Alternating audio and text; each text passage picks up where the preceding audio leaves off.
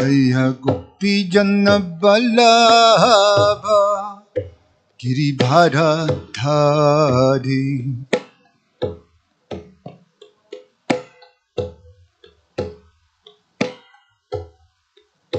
Jashoda Nandana Braja Jana Ranjana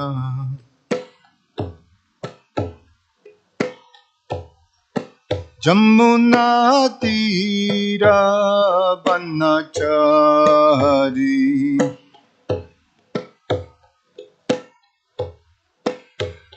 Jaya Radha Madhava Kunja Bihari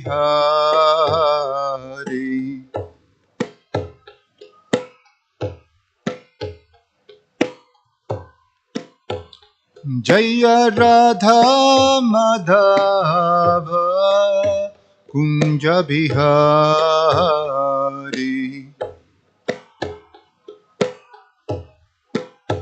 Kunja Bihari Gopijanna Vallabha Giribhara Dari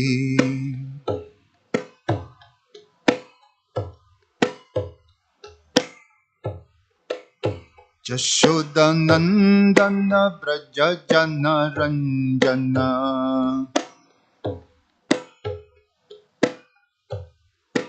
Jamuna Tira Vanachari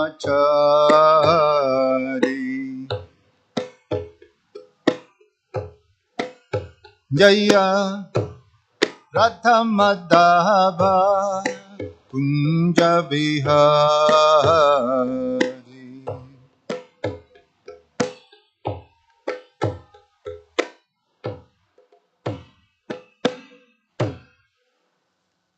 Jayam Vishnupad Paramahansa Parivrajacharya Ashtotar Srimad His Divine Grace A.C. Bhaktivedanta Swami Srila Prabhupada ki Ananta Koti Vaishnava Vrinda ki ISKCON Founder Acharya Srila Prabhupada ki Grantara Srimad Bhagavatam ki Nitai Gaura Premanandi.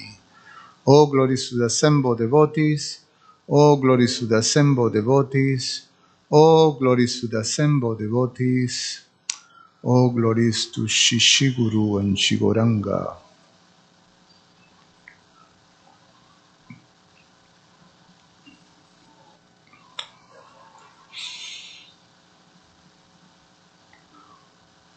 Om Namo Bhagavate Vasudevaya.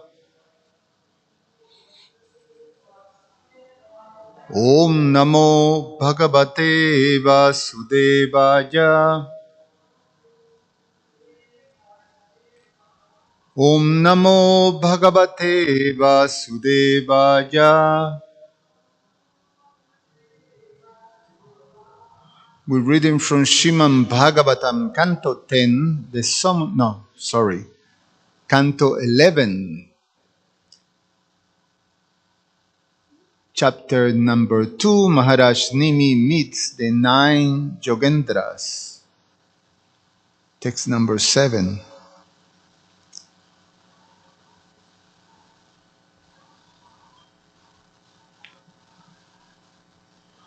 Brahmans tathapi prichamo dharman bhagavatam stave taba dharman bhagavatam stava jan srutva sradaja martyo muchyate sarvato bhajat brahmans tathapi prichamo dharman bhagavatam tava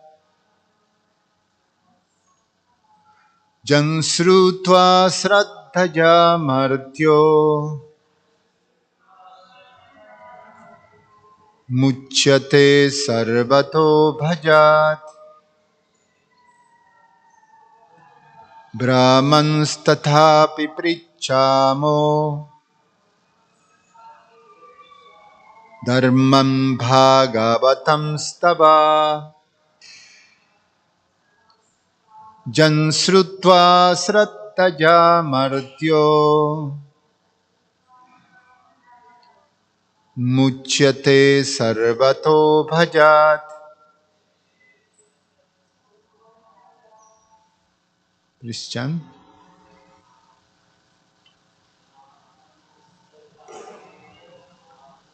Brahmanstathapi prichamo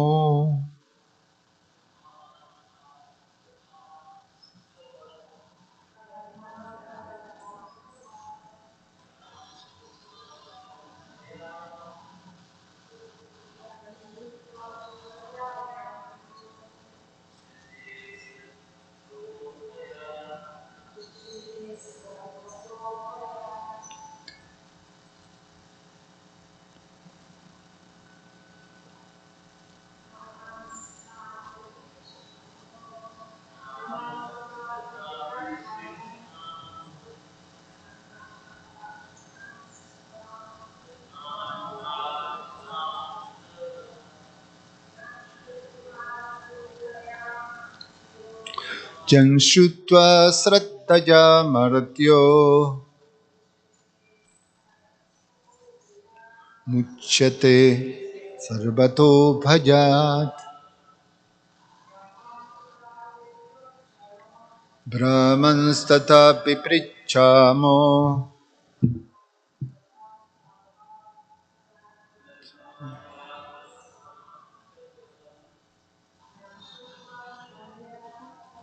Jansrutva srattaja martyo muchyate sarvato bhajat. Brahman, O Brahmana, tatha api, nevertheless, although I am completely satisfied just by seeing you, Prichamaha, I am inquiring about dharmam, religious duties, Bhagavatam, which are specifically meant for pleasing the Supreme Lord. Tava, from you, yam, which, srutva, hearing, sraddhaya, with faith, martyaha, one destined to die, muchyate, he is freed, sarvataha, from all, bhayat, fear. Translation and purport by the disciples of His Divine Grace, A.C. Bhaktivedanta Swami, Srila Prabhupada Ki Jai. O Brahmana, although I am satisfied simply by seeing you, I still wish to inquire about those duties which give pleasure to the Supreme Personality of Godhead. Any mortal who faithfully hears about them is free from all kinds of fear. Purport. According to Srila Jiva Goswami, Narada Muni might has been reluctant to instruct Vasudeva because of natural respect for Vasudeva's exalted position as the father of Krishna. Narada might have thought that since Vasudeva was already perfect in Krishna consciousness, there was no need to instruct him in the process of devotional service. Therefore, anticipating Narada's possible reluctance, Vasudeva specifically requested Narada to preach to him about devotional service to Krishna. This is the symptom of a pure devotee. A pure devotee of Krishna never considers himself exalted. To the contrary, he meekly feels that his devotional service is most imperfect, but that somehow or other, Lord Krishna, out of his causeless mercy, is accepting such imperfect service. Chaitanya Mahaprabhu stated in this regard, Trinad api sunichena taror api sahishnuna amanina manadena kirtaniya shadahari. From the Chaitanya Charitamrita Adi Lila, chapter 17, text 31. Quote, one can chant the holy name of the Lord in a humble state of mind, feeling himself lower than the straw in the street. One should be more tolerant than a tree, devoid of all sense of all prestige, and ready to offer all respects to others. Shikshastaka 3. The conditioned souls in this material world become falsely proud of their so-called family lineage. This pride is false because one who has taken birth in the material world is in a fallen situation, even in the best of cases. Vasudeva, however, was certainly not fallen since he had taken birth in the family of Krishna. Since he was the father of Krishna, his position was most exalted. Yet, because he was a pure devotee, he did not become proud of his special relationship with Krishna.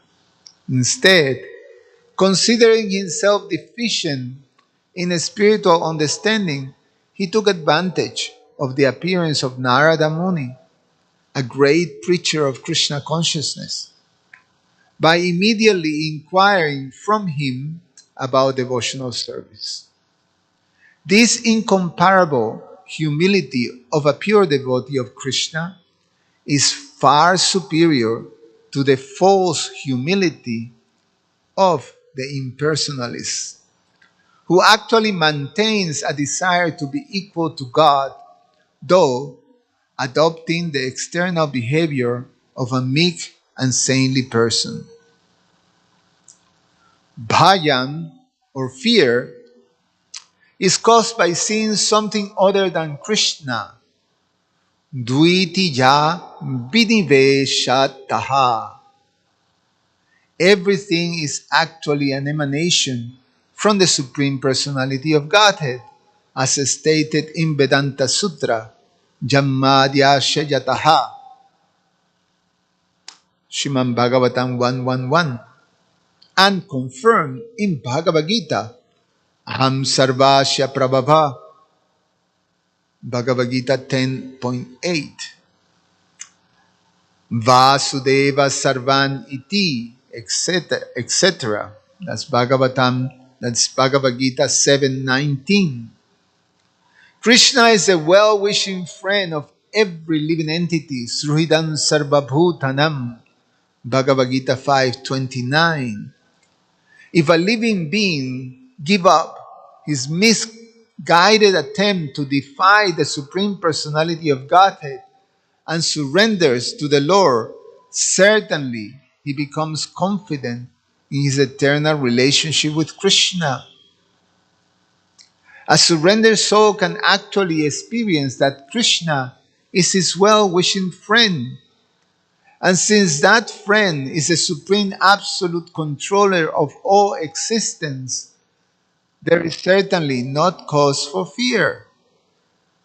The son of a rich man certainly feels confident while touring the estate of his father. Similarly, an empowered representative of the government feels confident in the discharge of his duty. In the same way, a devotee of Krishna acting as a representative of the Supreme Lord feels confident because he can understand that every moment that entire material and spiritual creation is strictly under the control of his benevolent master.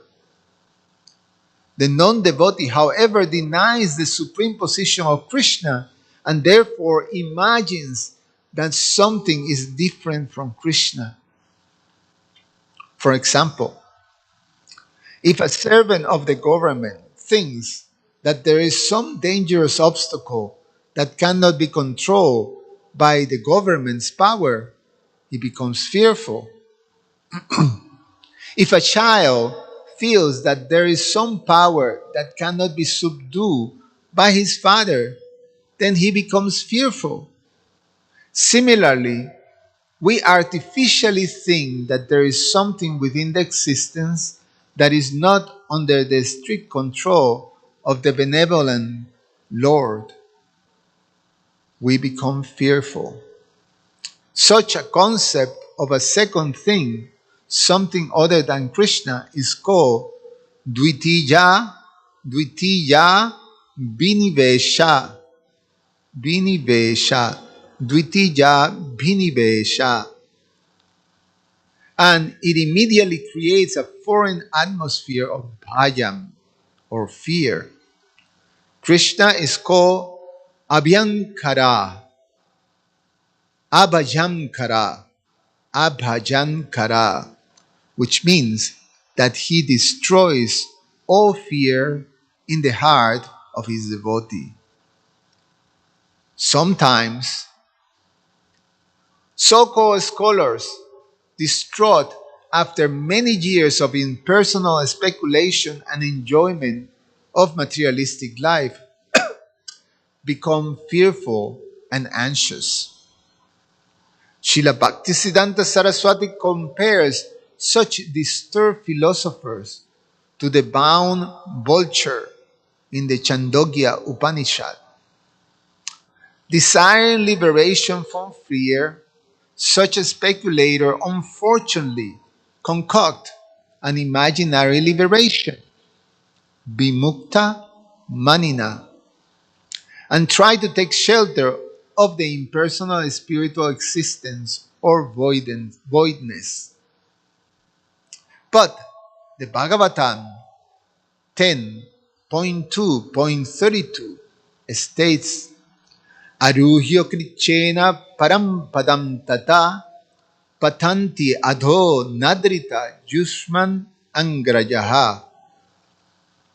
Because such speculators have not rectified their original mistake of rejecting their eternal relationship with the Supreme Personality of Godhead, they fall from their concocted liberation and thus remain in a fearful condition. Vasudeva, however, is openly eager to hear more and more about devotional service to Krishna, and therefore he states, Jan srutva sradaya martyo muchyate sarvato bhajat. Simply by hearing about pure devotional service to Krishna, conditioned souls can easily free himself from all types of fear, and this transcendental freedom is certainly eternal. Om Jnana Timirandasya Jnananjana Shalakaya Chakshur Ummilitam Yena Tasmai Sri Guruve Namaha. Nama Om Vishnupadaya Krishna Prasaya Bhutale Shrimate Romapada Swami Iti Namine. Nama Om Vishnupadaya Krishna Prasaya Bhutale Shrimate Bhaktivedanta Swami Iti Namine. Namaste Saraswate Deve Gauravani Pracharine Nirveshesha Shunyavadi Pashatya Deshatarine Vanchakalpa Tarubhyascha Kripasindhuvyaevacha Patitanam Pavanebhyo Vaishnavebhyo Namo Namaha. Srila Vishwanath Chakravarti Thakur makes this very short comment that gives us entrance into Vasudev, mind and heart. Srila Vishwanath Chakravarti Thakur writes, though I am satisfied just with seeing you, I am asking, having heard Bhagavad Dharma, mortals, even without seeing you, are free from all fears. This is astonishing.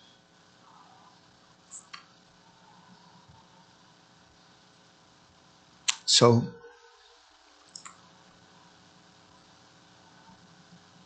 the lessons that we have from this chapter, in which is highlighting this discussion or this encounter, the connection that is there between Vasudev and Narada Muni, is just very, very wonderful. And this specifically, these two last verses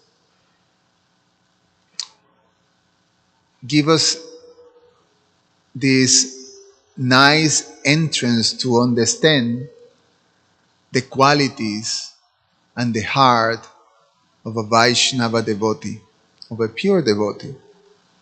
The example, the character of a pure devotee of the Lord. These are very important lessons because that's what we are aspiring, that's what we're cultivating.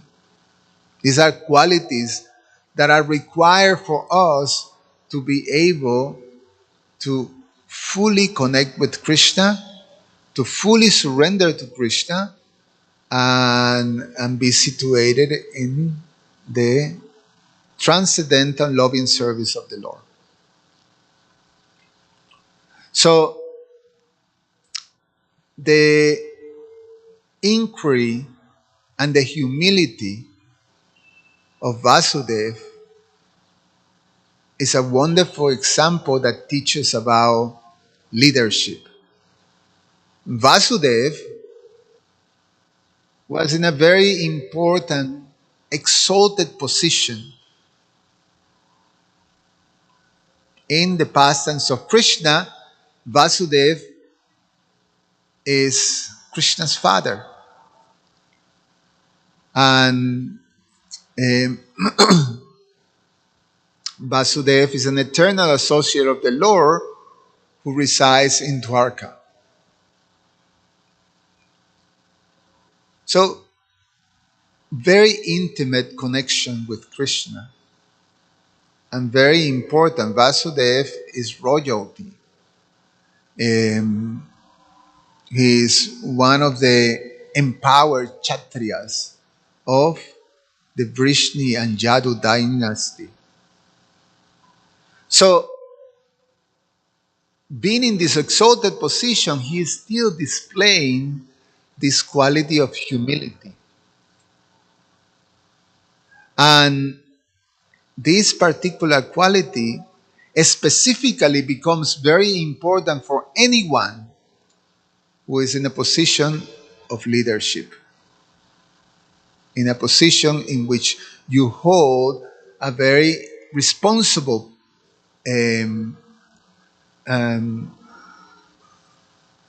responsible pose in service to Krishna. The very important aspect that is highlighted in the purport is that, and this is breakdown by Srila Jiva Goswami, that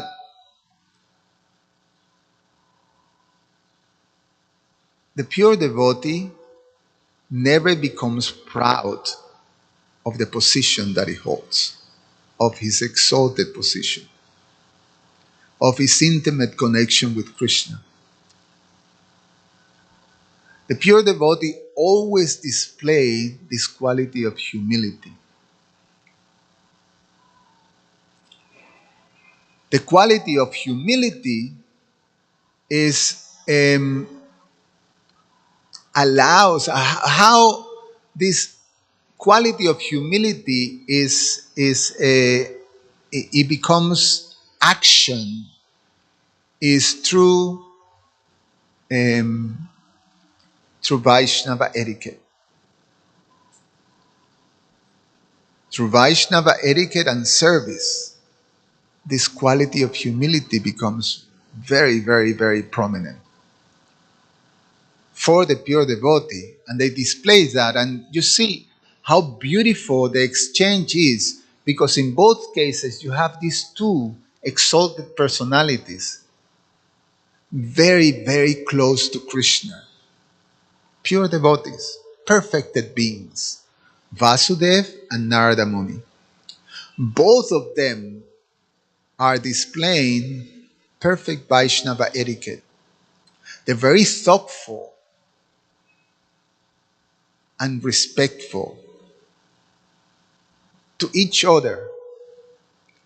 Narada Muni is thinking, Vasudev, he is the father of Krishna, my worshipable Lord. He is very close to Krishna, very intimate connected to Krishna. Narada Muni's position is Dasya, Ras. Vasudev is in Vatsalya, which is a much more intimate connection.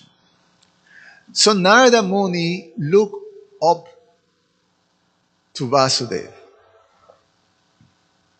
Vasudev, such an exalted personality, a perfect devotee.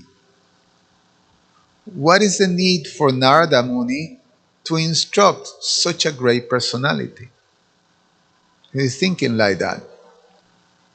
I mean, Narada Muni's services as he travels through the whole universe,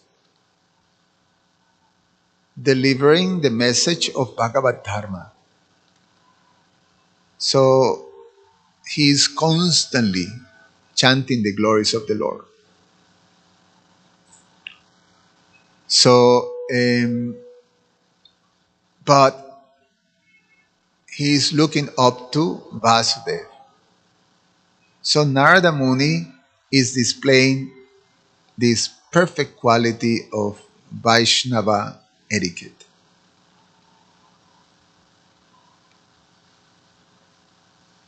And Vasudev is displaying the same type of etiquette that is rooted in humility.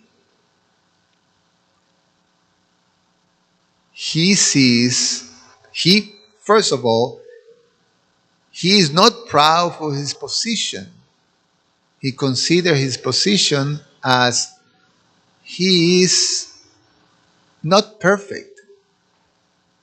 And he is in a position of a Kshatriya, of an administrator. And here is a Brahman preacher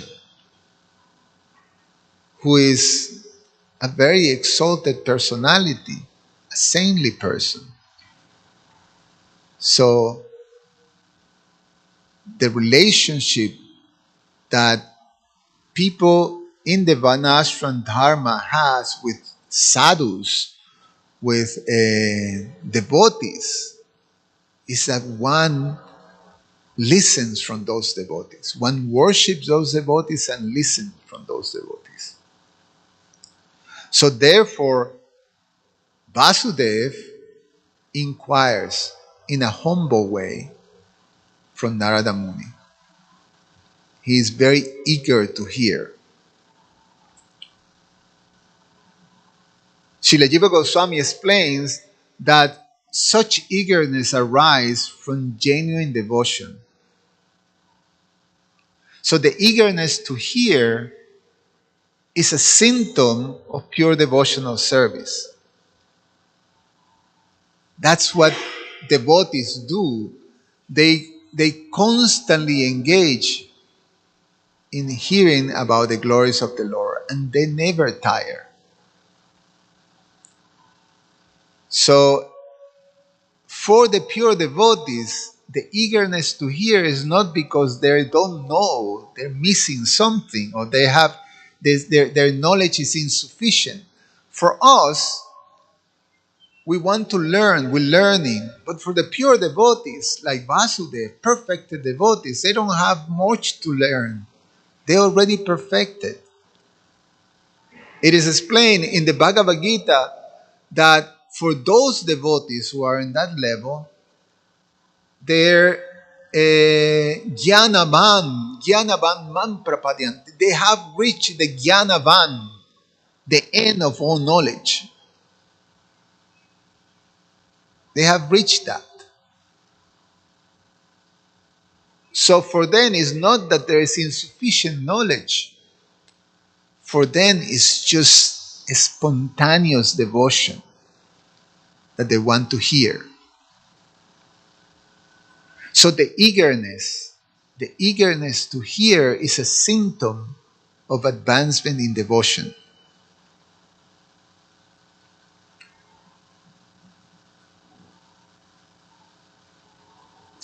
So these are very important things. So we have then Vasudev giving us the Vaishnava humility, the model of Vaishnava humility and etiquette.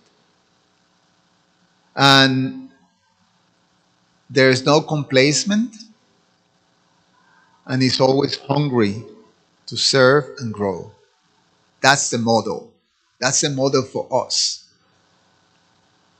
That's the model for us that we're learning from these great personalities. So, the opposite to humility is pride. And pride is one of the symptoms that are there when one is afflicted by the modes of nature, by material condition. False ego, which is the manifestation of that conditioning, is very much connected to this position of pride. Because false ego is about me. I am, and this is mine. And in order to maintain the false ego is necessarily to have certain pride, about me and about the things that are mine, the things that the things that I achieve. So we have to watch that, because unless you're a pure devotee, the pure devotee is free from pride. But for us, or for many of us, or the majority of us that are still afflicted by the modes of nature, we have to cultivate this Trinarapi Sunichinata Rorapi Shahisuna.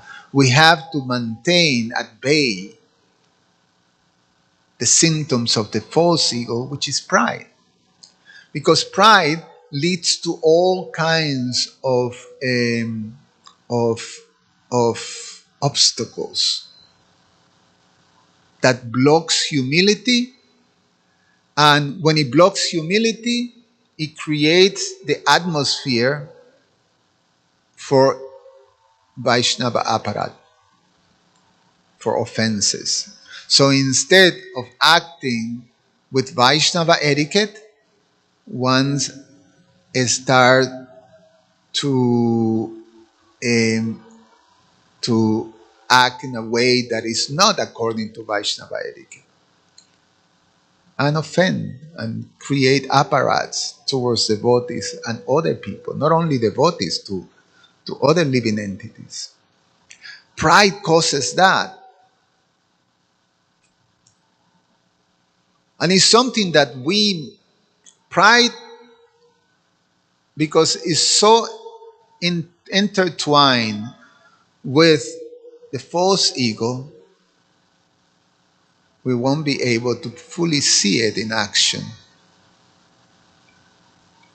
So we have to be so introspective and very much cultivating these principles. The principles of humility, respect, tolerance, and curbing our false ego. The way, again, to be able to maintain those is to very carefully follow Vaishnava etiquette.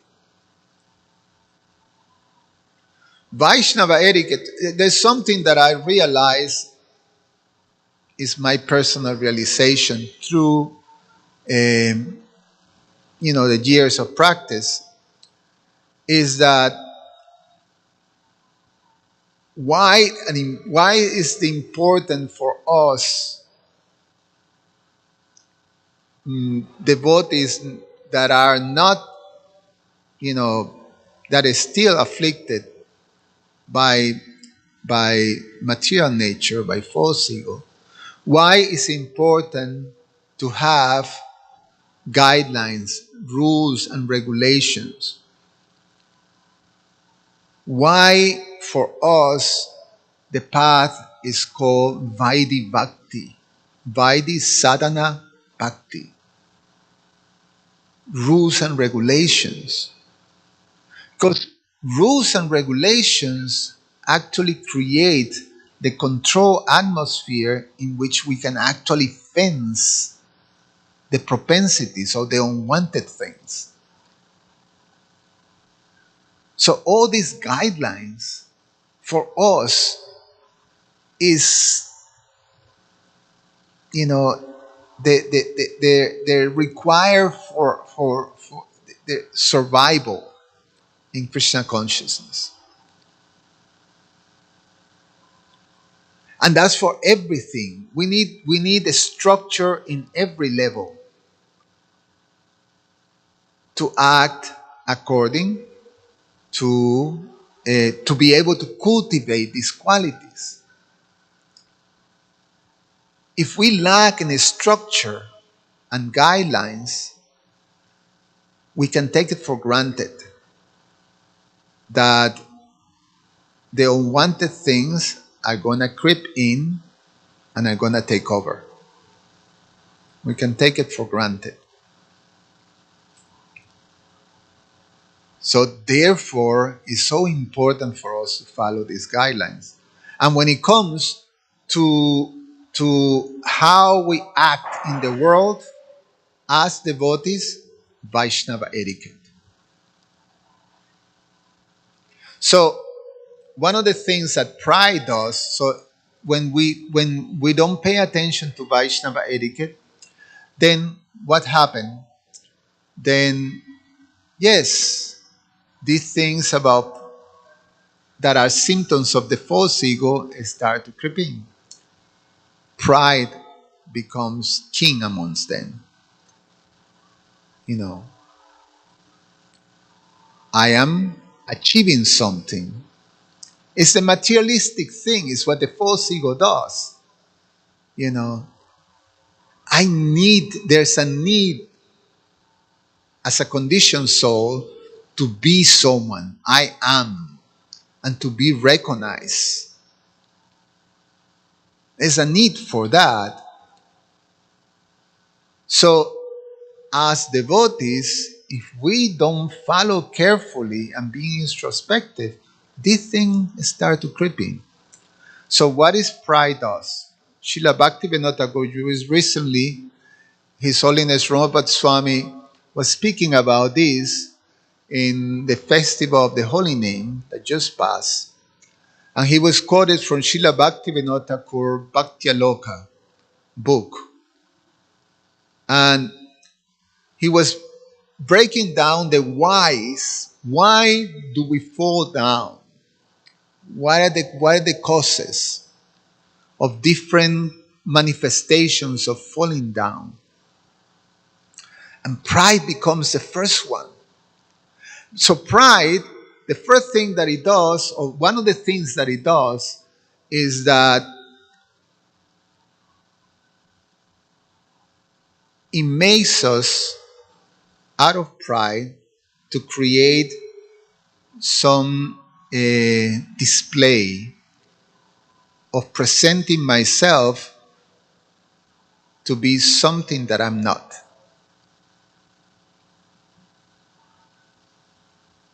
And what was the word that he used? What is um,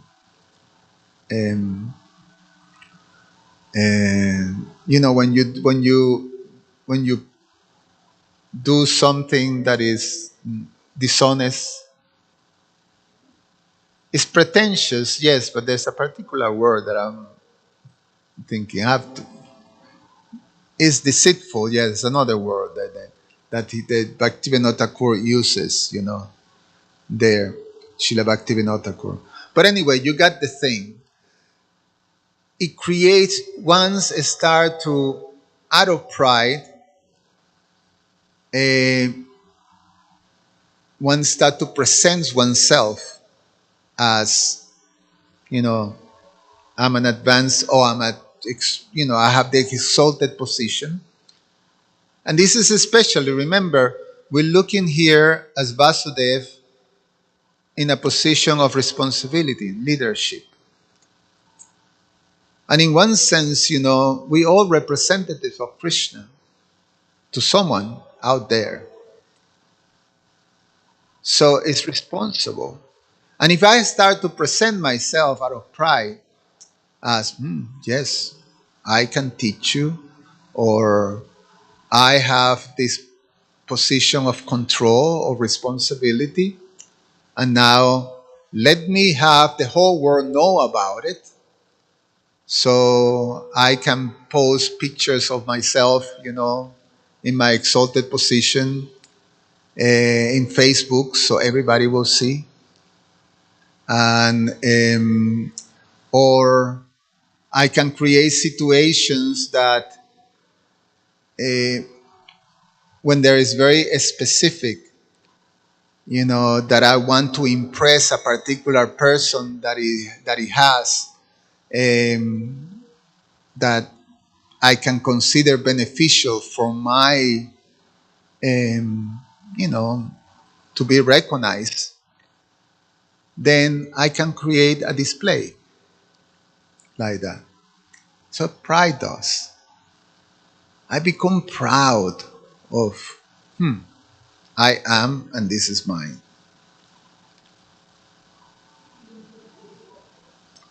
It's hypocrisy, yes.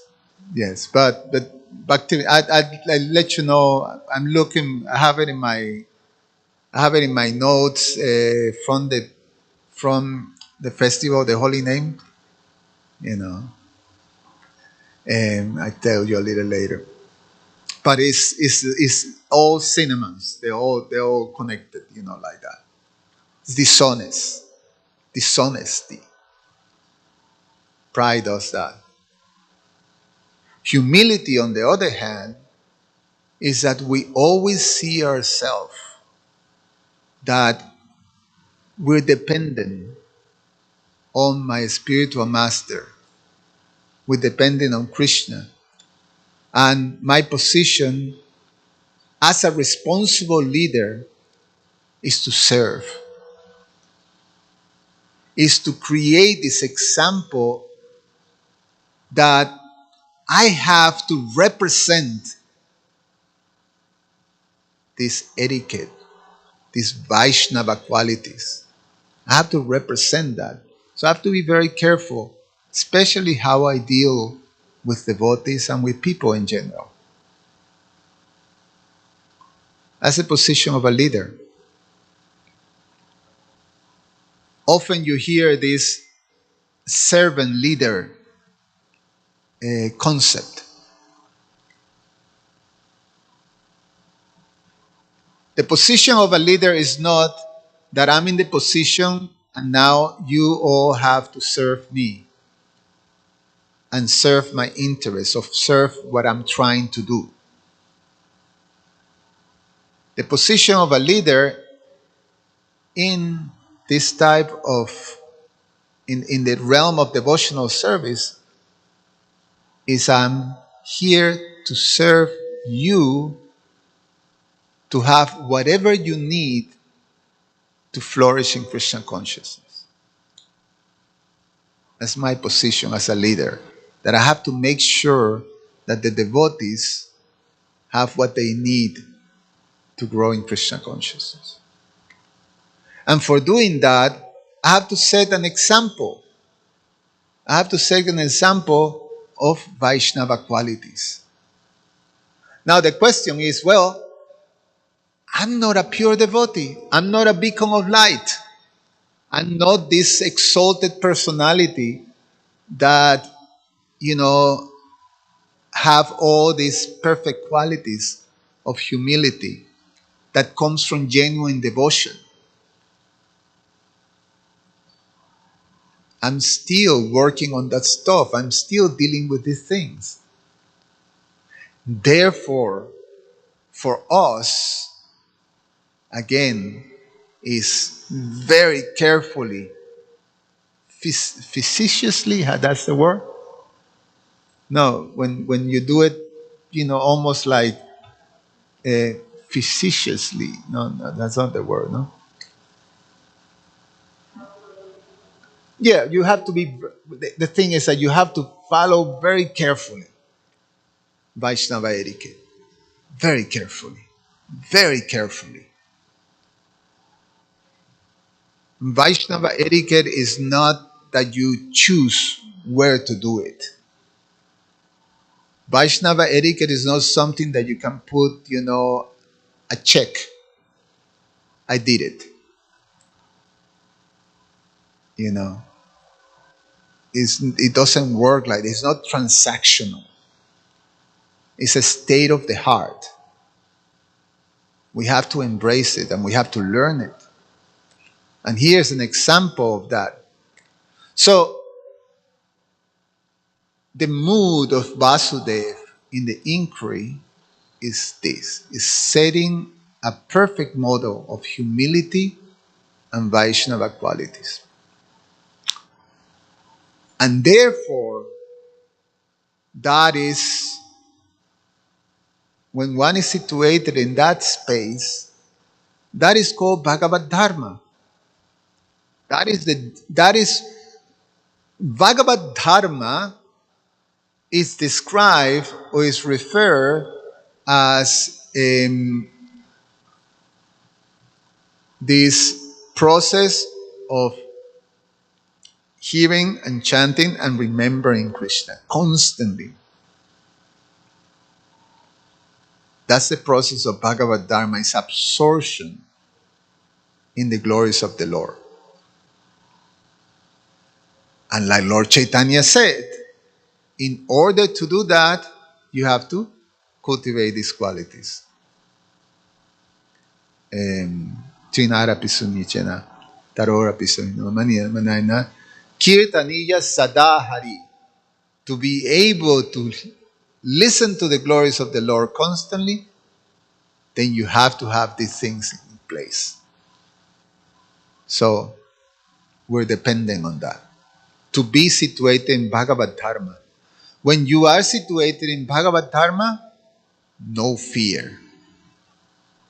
That's the thing. That's part of the theme of what we're hearing in this purport. How to become free from fear. So we have to be situated in the position of Bhagavad Dharma. And to be in the position of Bhagavad Dharma, you have to have the qualities of a Vaishnava. So, Vaishnava etiquette. Free from fear. Sarvato bhajat. And then he says, Vasudeva says, Srutva Sraddhaya Martyo, that one have to listen to this dharma, this Bhagavad Dharma with faith. With faith. And faith becomes then the gateway to transcendence when it's done with humility. That's the part, that's the message. So, this faith, when we do that, And when we enter into this space of hearing very carefully, inquiring with enthusiasm, with genuine devotion, to want to hear more and more, then that becomes our gateway for freedom from fear. So the last paragraph of the purport says that simply by hearing about pure devotional service to Krishna, a conditioned soul can easily free himself from all types of fear. And this transcendental freedom is certainly eternal. They very similar um, to Bhagavad Gita, famous verse. Swalpan apyasya dharmasya trayate mahato bhayat. That even a little, swalpan apyasya, even a little advancement in this dharmasya, this Bhagavad Dharma, even a little advancement in Bhagavad Dharma can free ones from the Mahabhaya, the greatest fear, even a little advancement. So the devotee, this is the model. The model is that we take shelter of Bhagavad Dharma, hearing and chanting the glories of the Lord, with faith and with humility, with Vaishnava etiquette. And then we're going to experience freedom from fear. That's the formula. That's how it's designed by Krishna. And whatever we do, even if we still afflicted by fear, we've been free from the greatest fear, which is losing this human body. That's what Prabhupada explained in the purport for this verse. So there's other very, very incredible points made in this verse, and also quoting Srila Jiva Goswami, especially the origin of fear. For us to be clear, what is the origin of fear? Is quoting Srila Jiva Goswami, telling this about this Dvitiya Biniveshaha. Dvitiya Biniveshaha, which is that we don't see exclusively Krishna. We see two things. And we see something that exists separate from Krishna, that is not under the control of Krishna. And that's the cause of fear. And you see this in all the world religions, minus the Vaishnava, minus the Vaishnavas. All the world religions in the Bhagavatam, they describe as Kaitava Dharma. They're afflicted by this Dvitiya Biniveshaha, that you see two things. You don't see just Krishna. You see two things. So say in the Christian religion, you have two forces. The forces of goodness, in which God controls everything, and the forces of evil, in which Satan controls. And these are conflicting forces that are sort of battling to rule the world of man. So they're fearful. So the whole principle of surrendering to God is not out of love, but it's out of fear. And everything is afflicted like that, and it's an overall a, theme of this type of religions. And we see other religions that have similar type of tactics to bring people into their fall. Is all out of fear. Fear. Scare tactics. If you don't surrender, forever you be in hell.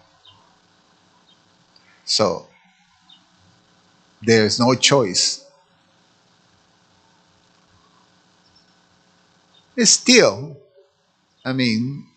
there's still God. There's still people of God, but it's a lesser. They're not free from fear, and they don't have the capacity to be free from fear because there's always that underlying misunderstanding. Therefore, from all these religions, there's always the question that just recently there was this huge tragedy in Texas that some huge flood happened, and especially took the life of so many people, over 100 people. But specifically, there was this very long-standing Christian camp of girls, and 21 of these children were completely taken away, killed by the floods.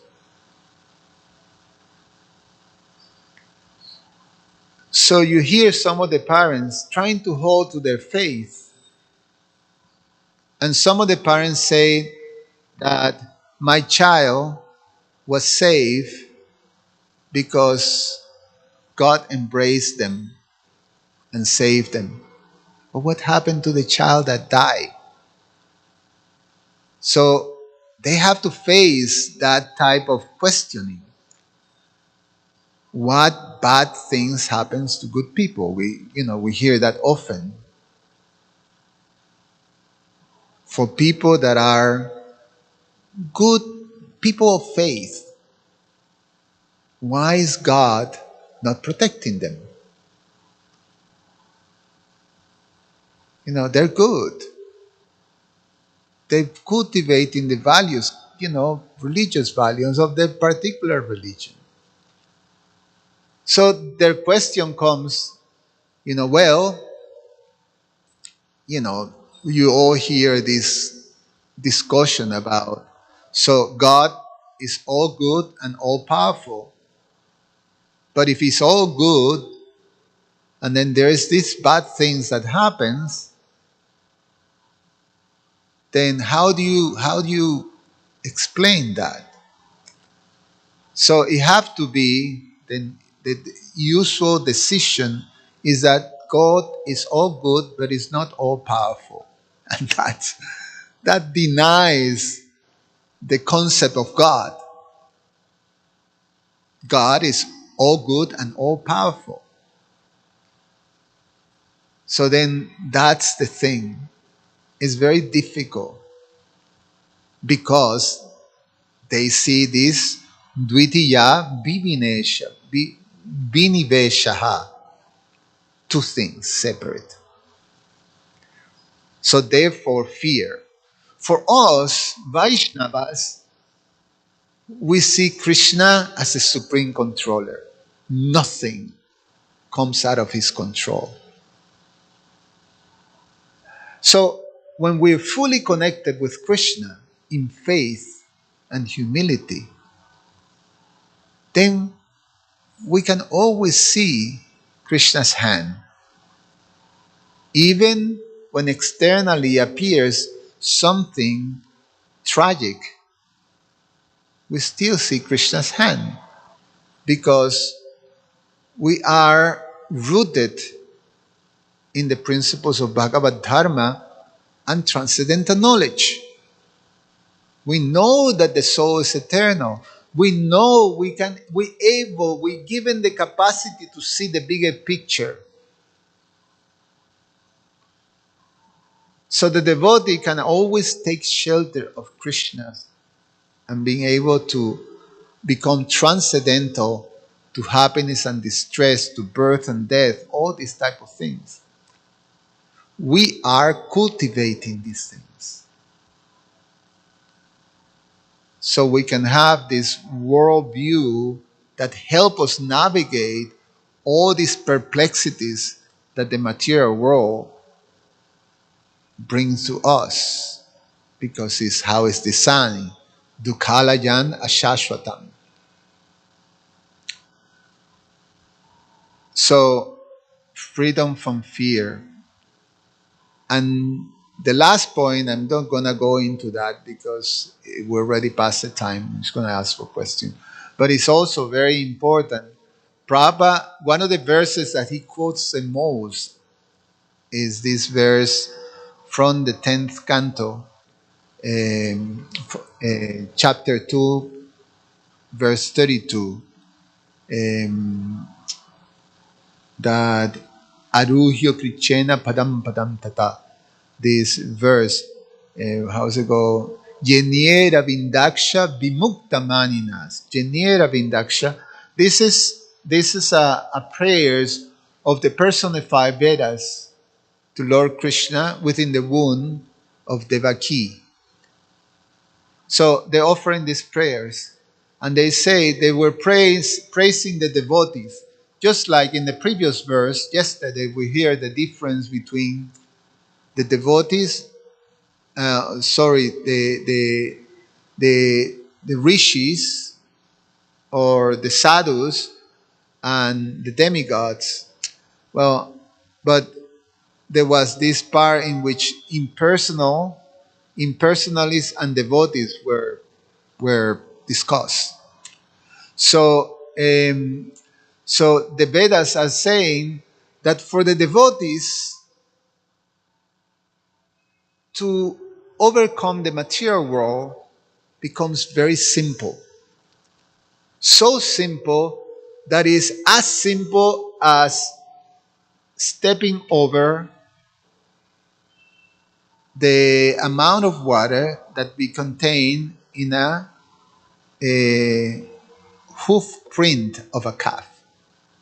So, a liter thing like this filled with water. That's what the ocean of material existence shrink to when you become a perfect devotee of the Lord. And then they say, so liberation, becoming free from the material conditioning is very simple for the devotee. But for others, he says, Jenie Ravindaksha. Jenie, for others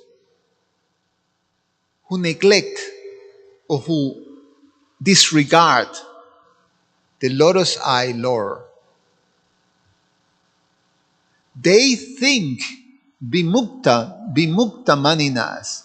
In their mind, they concoct that I am exalted, I am free, vimukta, I'm liberated. The liberation is just in the mind, vimukta maninas, for those who have not taken shelter of the lotus feet of the Lord. The whole liberation is in the mind. Why? Jeniera Vindaksha Vimukta Maninas Tvayi Asta Bhava Avishuddha Buddhaya. The Buddhi, the intelligence, is Avishuddha, is not pure. It's not pure.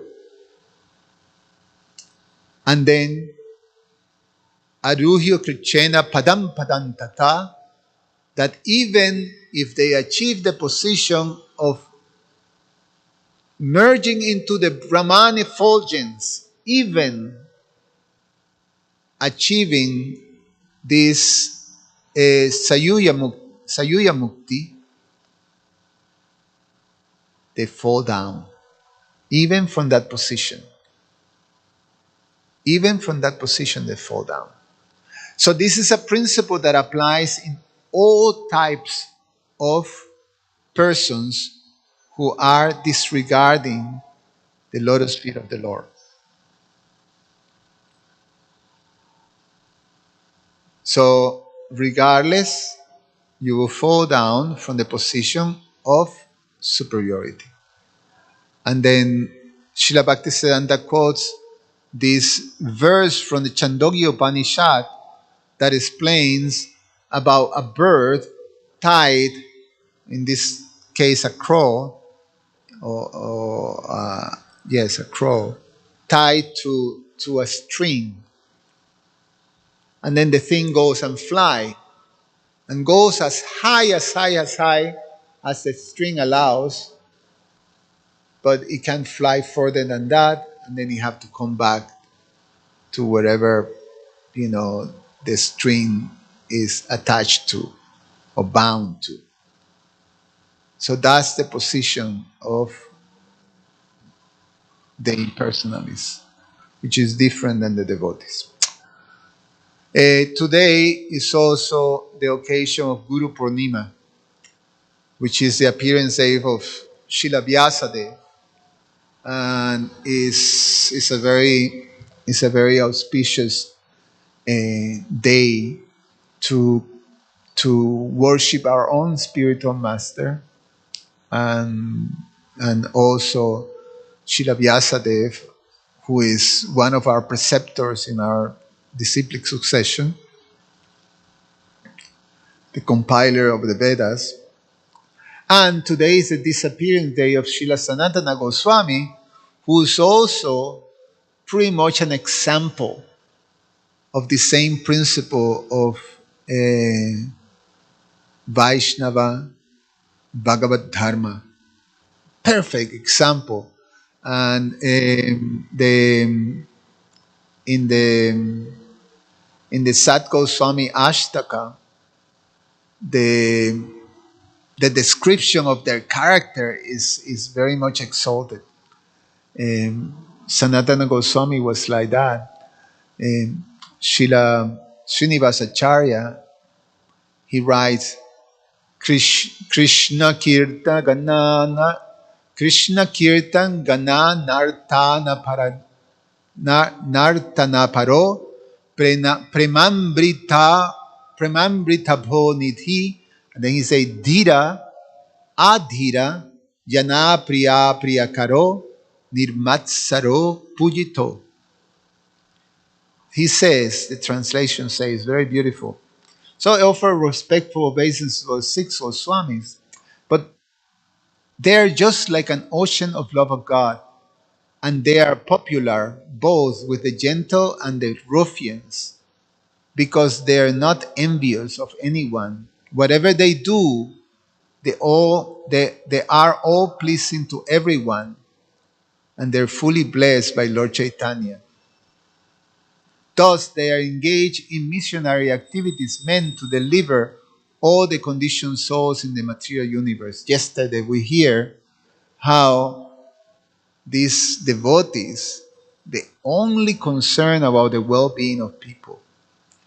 So much that they are popular not just with the devotees, but also with the non-devotees, and even the ruffians. They're still popular. Sometimes we hear that in our ISKCON, from our ISKCON saints.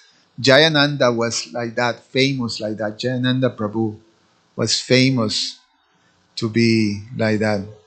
Sometimes we hear our Jitendriya, he's very popular with the ruffians out there.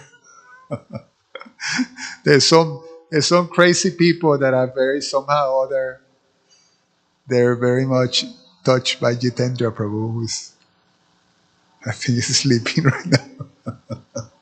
Jitendra. Uh, so, and then there's another verse. I quote this one. I know we're passing time, but this is it's nice to mention something about Srila Sanatana Goswami in relationship to the verse today. So, this particular verse of the Astakam highlights their humility and how, even though they have such an exalted position, they just give it up like nothing. Twakta Twakta Turna Nashesha Mandalapati Srenin Shada Tuchava Bhutwadina Ganesha Kau Karunaya Kaupina Kanta Shitao Gopi Baba Rasamrita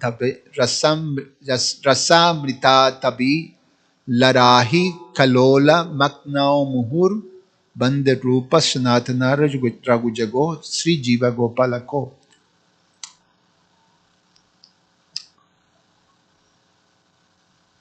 So I offer my obeisance to the six old Swamis who kick of all association of aristocracy as insignificant. In order to deliver the poor, conditioned souls, they accepted loincloth, treating themselves as mendicants. But they are always merged in the ecstatic ocean of the gopis' love for Krishna and bathe always and repeatedly in the waves of that ocean. Jai. Srila Sanatana Goswami ki jai. We run out of time. I have time for a short question. One question. Yes, keep it short though. And that's going to be an effort for you. So just the question. Okay. Hold on, microphone. Keep it mic.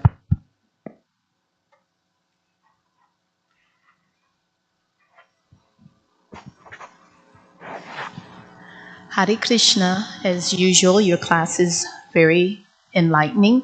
Um, with Vaishnava versus, I guess we would say, devotee, I thought that was something that you could elaborate on.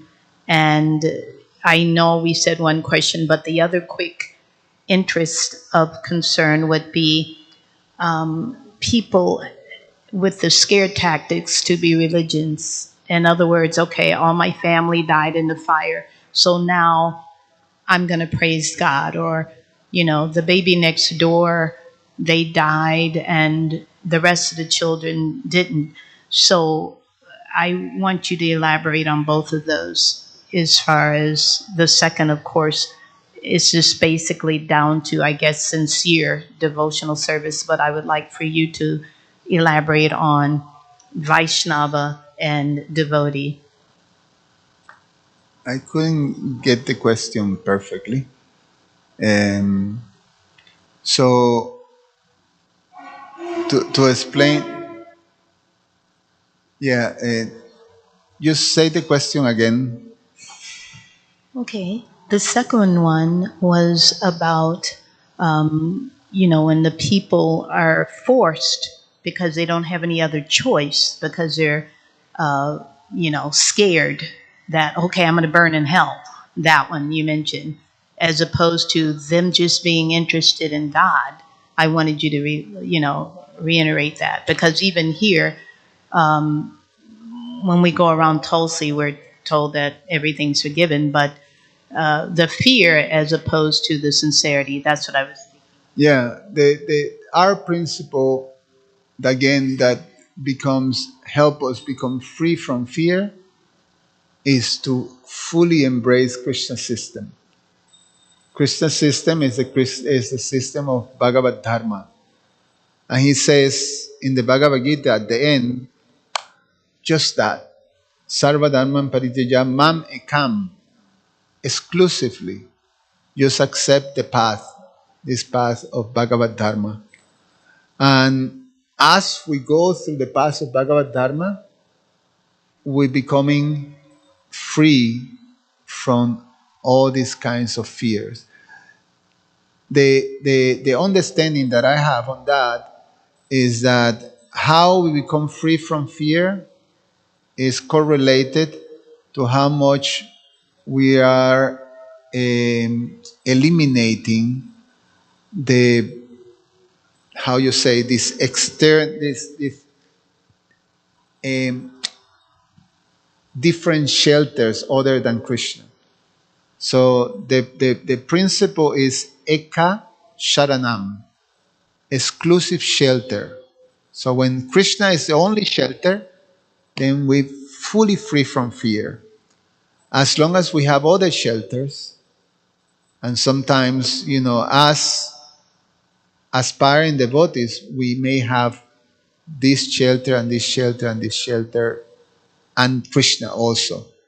So as long as I have something different, then I'm going to experience fear. I'm going to stop here, and then if we'd like, we can continue like this, okay? Grantara Shiman Bhagavatam Ki Jai. Thank you so much, everybody.